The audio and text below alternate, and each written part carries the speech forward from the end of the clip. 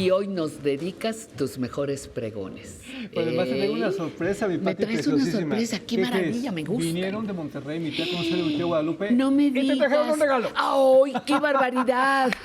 Lo mantuviste oculto. Muchísimas gracias, tía. Consuelo. Consuelo, Y tía muchísimas Guadalupe. gracias. Y tu tía Guadalupe, muchísimas gracias.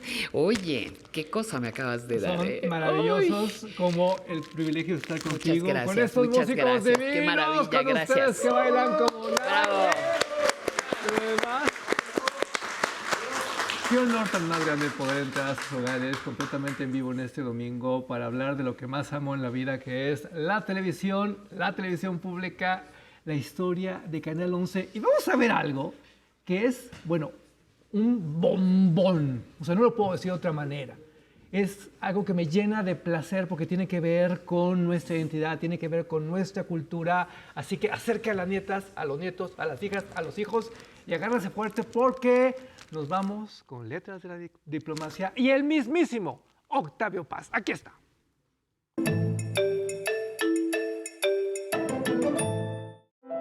Cuando pienso en mi infancia, pienso en una vieja casa de fines del siglo pasado, en un pueblo de las afueras de la Ciudad de México.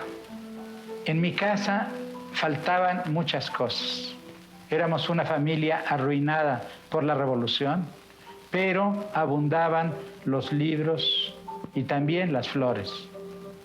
Jugábamos mis primos, mis amigos y yo en aquel jardín, pero también podía quedarme solo, treparme en la higuera y escondido en el follaje, pensar que navegaba y que exploraba el espacio. La higuera, por supuesto, no se movía un milímetro del suelo, pero yo, arriba, en una rama, como si fuese el mástil de un velero, veía el horizonte, veía las nubes y exploraba sobre todo el tiempo. Tenía la vocación doble de escritor y editor, también por el abuelo, que fue un activísimo editor de periódicos satíricos, y por su padre, que desde luego hizo labores de prensa para el general Zapata. Amo esta clase de contenido, mi Pati, porque se nota inmediatamente la diferencia entre un medio público y un medio privado.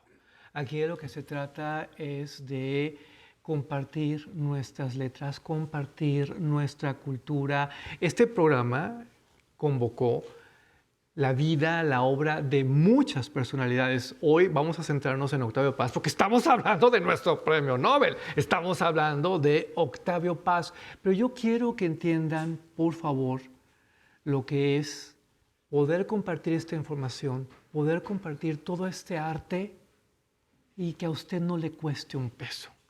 Y que usted no lo sienta como un acto de elitismo, sino como un derecho que tiene usted a la cultura, como un derecho que tiene usted de conocer a sus escritoras, a sus escritores, y en este caso a uno de nuestros escritores más célebres. Además, observe, por favor, aprecie la investigación, aprecie, por favor, la producción. Y si no me cree, échese este trompito a la uña. Aquí está.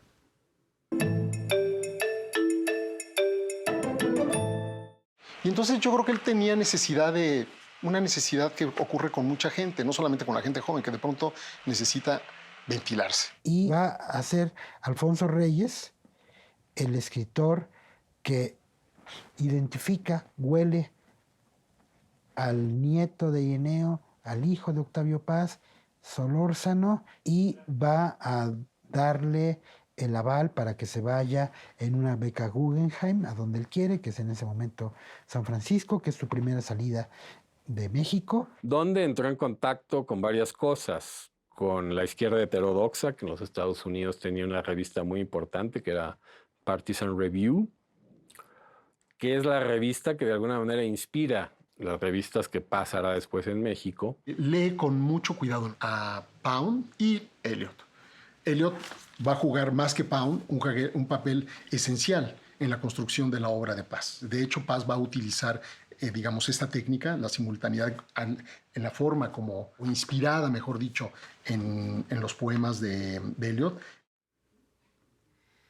Le explico para que se sensibilice sobre lo que acaba de observar. Lo que normalmente se hace en la tele es que alguien lee y todos aplauden y bueno, gracias por participar. No, aquí nos están explicando, fíjense cómo fue la infancia de Octavio Paz, ahora fíjense cómo fue su primera salida de México, fíjense cómo esto lo marcó para que no le vean la cara, para que a la hora de que usted lea el trabajo de este genio pueda apreciar, pueda entender por qué escribió como escribió. Mire.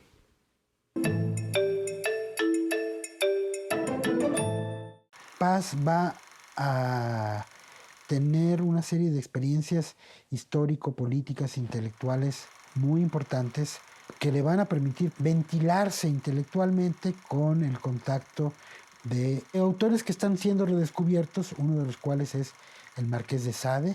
Pero Paz se identifica con el grupo más pequeño, que ya estaba, digamos, pasado de moda, que era el grupo surrealista. Georges Bataille, Caillois, Perret, Jean Paulhan. Y se acerca a Breton. El hecho de que los conocieron en una etapa ya final le permitió también acercarse al surrealismo como un compañero entusiasta, pero no como un surrealista. Y creo que, digamos, el contacto con el surrealismo de Paz refuerza su idea de que desde la poesía no solamente podemos comprender el mundo, sino podemos intentar transformarlo. Voy a decir algo un tanto polémico, es con mucho respeto, es con mucho amor. Vivimos tiempos extraños y de repente hay gente que quiere que se hable mal de los medios públicos de Canal 11 y se afirman cosas muy extrañas, como que aquí solo se habla de ciertos temas y sobre ciertas tendencias, cuando objetivamente si analizamos la historia hemos concluido que se ha hablado de todo y hasta el día de hoy tenemos de todo para todos. Esto, por ejemplo, es impecable y rebasa cualquier corriente ideológica para que luego no le anden contando. ¿Ok? Mire.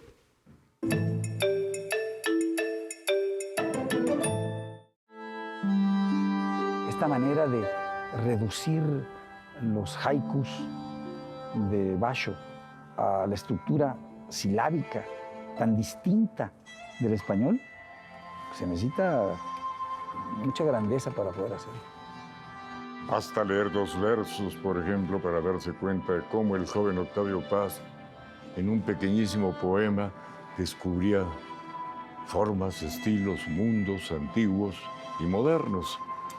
En su libro dice, en 3 pequeños versos, las olas se retiran, ancas, espaldas, nucas, pero vuelven las olas, pechos, bocas, espumas. Probablemente lo que más me impresionó en esa primera visita fue la poesía japonesa y después, aunque lo leí solamente en inglés, por desgracia, y en francés, la poesía china, la literatura china en general.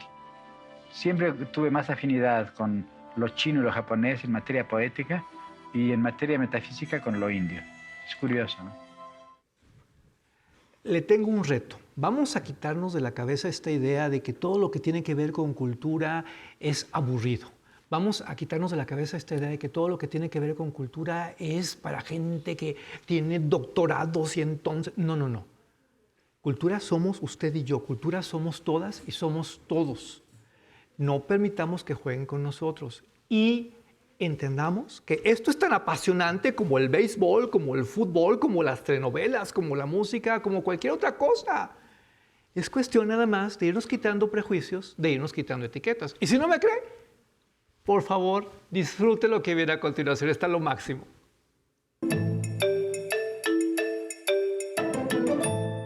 Y ahí Paz en la India se dijo, ¿cuál será la magia de esto? Un país radicalmente diferente, un país con una cultura antiquísima, con una realidad social muy compleja, con una tradición filosófica y religiosa, y que a él lo va a nutrir muchísimo intelectualmente. Él fue un personaje muy respetado y muy querido, por ejemplo, por Indira Gandhi. Se interesó muchísimo en Bhartrihari, que es uno de los grandes poetas de la época clásica de la India. También le interesaba Kalidasa, pero le interesaban más estos poemas líricos realmente extraordinarios y que no cabe duda que influyeron en su poesía. Ese descubrimiento de novedades, esas otras formas de vida, cómo se podía ser contemporáneo y a la vez tan diferente, ¿no? En otra perspectiva distinta. Todo eso le fascinaba mucho. En la India ocurre la etapa más intensa de la obra literaria de Paz. Que es esta etapa delirantemente vanguardista, diría yo. La poética de Octavio Paz se convierte en una erótica. Salamandra, Blanco, el monogramático. Y él escribe, libros muy complejos como el libro sobre Lévi-Strauss, el libro sobre Marcel Duchamp, y poemas que tienen mucho que ver con la India, pero sobre todo tienen que ver con el pensamiento estructuralista, ¿no? Poemas que nada tenían que ver con su trabajo anterior. Poemas, libros enteros de carácter totalmente experimental. Y uno de los libros más ricos de su obra poética es La Era Este, que es un título que hace referencia al Oriente. Y La Era Este tiene algunos de los poemas breves y algunos de los poemas extensos más bellos que de la poesía del siglo XX. Es un libro lleno de paisajes, habla mucho de lugares de la India, y es un libro lleno de erotismo también. Jamás voy a olvidar la primera vez que vi a Octavio Paz en persona, porque fue un accidente del destino, una cosa así como muy cinematográfica. Luego les explico, luego les platico porque es muy buen chisme. Yo lo que quiero es que entiendan el viajezote que nos echamos porque pasamos por China, por la India, por el pasado de la Ciudad de México. Esto que se hizo en 2014... Pati, gracias por dejarme hablar de lo que más amo. Y hoy más porque estuvo como bien cultural. Y gracias a tus tías, por favor, que vengan más seguido a visitarte, por favor, las tías. Muchísimas gracias. Un placer, como siempre, estar con ustedes.